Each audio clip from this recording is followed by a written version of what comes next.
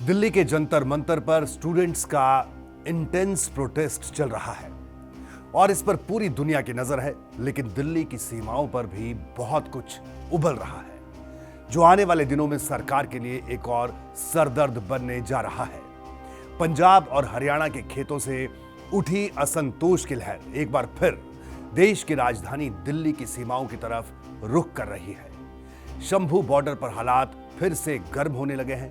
किसान आंदोलन की रणभूमि रह चुका शंभू बॉर्डर एक बार फिर टसल का बैटल ग्राउंड बनता दिखाई दे रहा है।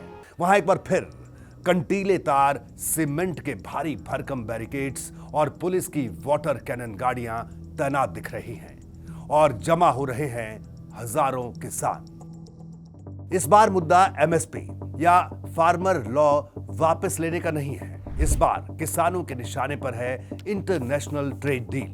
ट्रेड डील रद्द करो, रद्द करो, रद्द करो। इनकलाब जिंदाबाद, जिंदाबाद। देश बचाओ मोर्चा और किसान मजदूर संघर्ष कमेटी के बैनर तले पंजाब, हरियाणा, हिमाचल प्रदेश और उत्तर प्रदेश के हजारों किसान दिल्ली के किसान घाट पर आयोजित एक दिन की किसान महापंचायत में शामिल होने के लिए निकले हुए हैं। इन किसानों का सीधा विरोध India US bilateral trade agreement से है।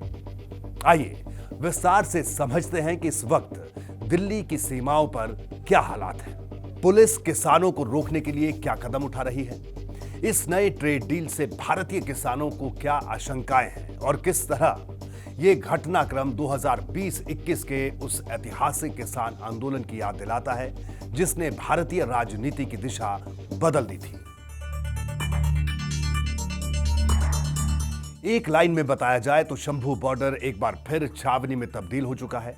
पंजाब की तरफ से दिल्ली जाने की कोशिश कर रहे किसानों के काफिले को रोकने के लिए हरियाणा पुलिस और पैरामिलिट्री फोर्सेस ने रास्ते पर लोहे के नुकीले स्पाइक्स, कंक्रीट के बड़े बड़े ब्लॉक्स और मल्टी लेयर बैरिकेडिंग लगा दी है।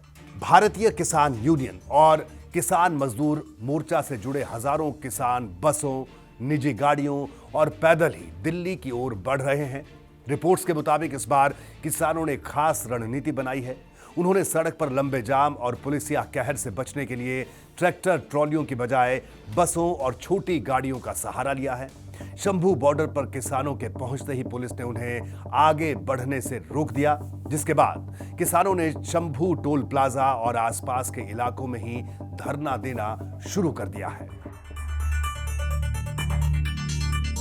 हरियाणा और दिल्ली पुलिस का कहना है कि राजधानी में इतनी बड़ी संख्या में किसानों के अचानक जमा होने से कानून व्यवस्था बिगड़ने और आम जनता को प्रॉब्लम होने का अंदेशा है। प्रशासन ने दिल्ली में घुसने के सभी रास्तों पर चौकसी बढ़ा दी है। यानी सिंघू, टिकरी और गाजीपुर बॉर्डर पर किसान नेता सरवन सिंह पंढेर ने मीडिया से बात करते हुए हरियाणा सरकार पर निशाना साधा है। उन्होंने कहा कि किसान पूरी तरह से शांतिपूर्ण तरीके से दिल्ली के किसान घाट पर अपनी बात रखने जा रहे थे, लेकिन हरियाणा सरकार ने पंजाब बॉर्डर के अंदर घुसकर बैरिकेड्स लगा दिए हैं और पंजाब सरकार ने भी इसका विरोध नहीं किया और चुपचाप देखती रही। पंढेर ने आरोप लगाया कि केंद्र और राज्य सरकारें किसानों की आवाज को दबाने के लिए डेमोक्रेटिक राइट्स का हनन कर रही हैं। पुलिस का तर्क है कि महापंचायत के लिए पहले से कोई ऑफिशियल परमिशन नहीं ली गई थी, इसलिए सेफ्टी रीजन की वजह से यह कदम उठाना पड़ा है। इस प्रोटेस्ट की सबसे बड़ी वजह है भारत और अमेरिका के बीच प्रस्तावित बायलैटरल ट्रेड अग्रीमेंट। फरवरी 2026 में भारत और अमेरिका ने एक ज्वाइंट स्टेटमेंट जारी किया था। इसमें इस बात पर सहमति बनी थी कि दोनों देश 2026 के आखिर तक एक मल्टी सेक्टरल ट्रेड अग्रीमेंट के पहले चरण पर बातचीत पूरी करेंगे। किसान संगठनों का दावा है कि अमेरिका लंबे वक्त से भारत के एग्रीकल्चर और डेयरी सेक्टर में अपनी कंपनियों के रास्ते खोलने का दबाव बना रहा है। वो अपने प्रोडक्ट्स लेकर भारत जैसे बड़े मार्केट में घुसना चाहता है और सरकार की उनके साथ प्रस्तावित डील ऐसा होने का रास्ता खोलेगी।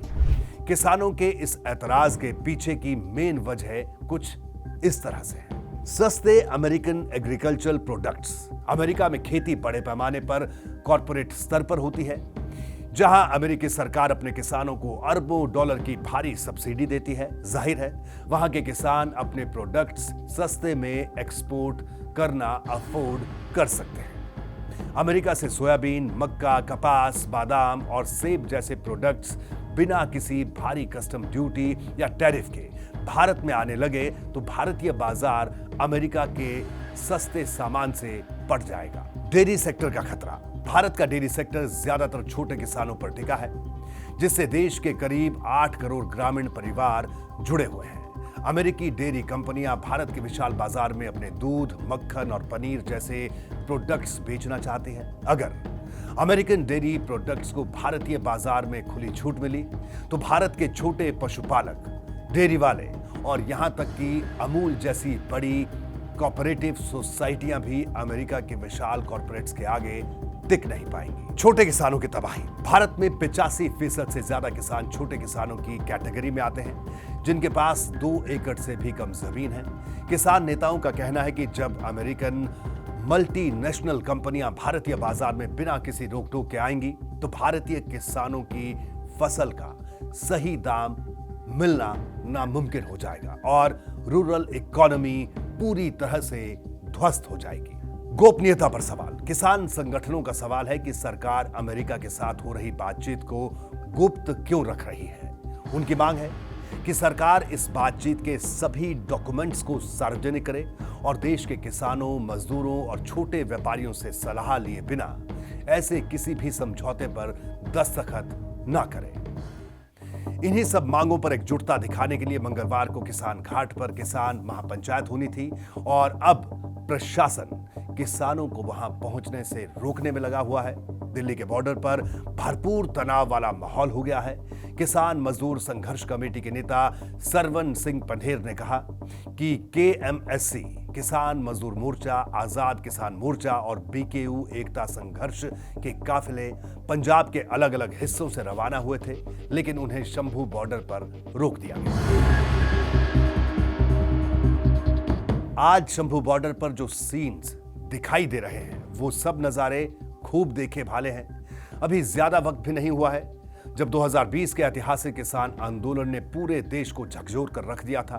क्या हुआ था, थोड़ी मेमोरी रिफ्रेश कर लेते हैं। सितंबर 2020 में केंद्र सरकार संसद के जरिए 3 नए फार्मर लॉ लेकर आई थी, जिन्हें कृषि सुधार का नाम दिया गया था। हालांकि किसानों को डर था कि इन कानूनों के जरिए मंडियां यानी एपीएमसी खत्म हो जाएंगी, एमएसपी का सिस्टम भी खत्म हो जाएगा और खेती पूरी तरह से बड़े कॉरपोरेट घरानों के हाथों में चली जाएगी। इसके जवाब में नवंबर 2020 में दिल्ली चलो का नारा दिया गया। पंजाब और हरियाणा के लाखों किसान अपने ट्रैक्टर ट्रॉली लेकर दिल्ली की सीमाओं पर पहुंच गए। जब पुलिस ने उन्हें वाटर कैनन और आंसू गैस और बैरिकेड से रोका तो किसानों ने दिल्ली के 3 बॉर्डर्स सिंधु, टिकरी और गाजीपुर पर अनिश्चितकालीन पक्का मोर्चा लगा दिया। 2020 से 2021 तक चला यह आंदोलन आधुनिक भारत के इतिहास के सबसे लंबे जन आंदोलनों में से एक था। कड़कड़ाती ठंड, भारी बारिश, भीषण गर्मी और कोविड-19 महामारी के बावजूद किसान सीमाओं पर डटे रहे। किसानों ने बॉर्डर्स पर ही लंगर, टेम्परेरी हॉस्पिटल, स्कूल और लाइब्रेरी तक खोल दी थी। इस 13 महीने लंबे आंदोलन के दौरान 700 से ज्यादा किसानों की अलग अलग वजहों से मौत हुई। सरकार और किसान यूनियनों के बीच 11 से ज्यादा दौर की बातचीत हुई, लेकिन कोई सहमति नहीं बन सकी। आखिरकार 19 नवंबर 2021 को गुरु पूरब के अवसर पर प्रधानमंत्री नरेंद्र मोदी ने राष्ट्र के नाम संबोधन दिया और तीनों कानूनों को वापस लेने का ऐतिहासिक ऐलान किया। संसद में कानून रद्द होने के बाद सरकार द्वारा एमएसपी पर कमेटी बनाने और किसानों पर दर्ज केस वापस लेने के लिए लिखित आश्वासन के बाद 11 दिसंबर 2021 को किसानों ने अपना 378 दिनों से चला रहा था धरना खत्म किया और अपने अपने घरों की ओर लौटे। 2021 में आंदोलन खत्म होने के बाद भी किसानों का असंतोष पूरी तरह कभी शांत नहीं हुआ। फरवरी 2024 में किसान मजदूर मोर्चे ने एमएसपी की कानूनी गारंटी की मांग को लेकर दिल्ली चलो 2.0 का ऐलान किया था।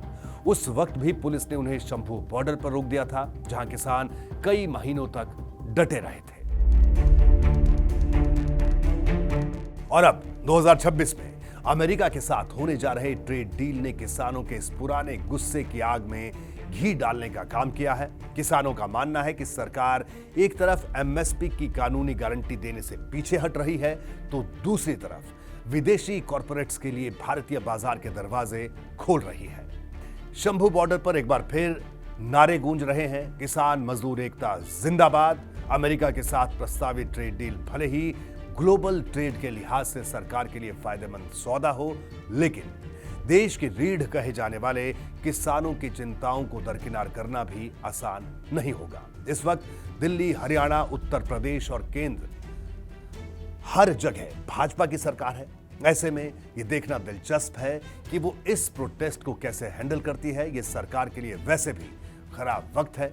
जंतर मंतर पर पहले से जारी स्टूडेंट प्रोटेस्ट में सरकार थोड़ा बैकफुट पर जाती नजर आ रही है। ऐसे में दिल्ली की सरहदों पर एक आंदोलन की सुगबुगाहट उसकी चिंताओं में इजाफा ही करेगी। शंभू बॉर्डर पर किसानों के इस नए आंदोलन और भारत अमेरिका ट्रेड डील को लेकर आपकी क्या राय है?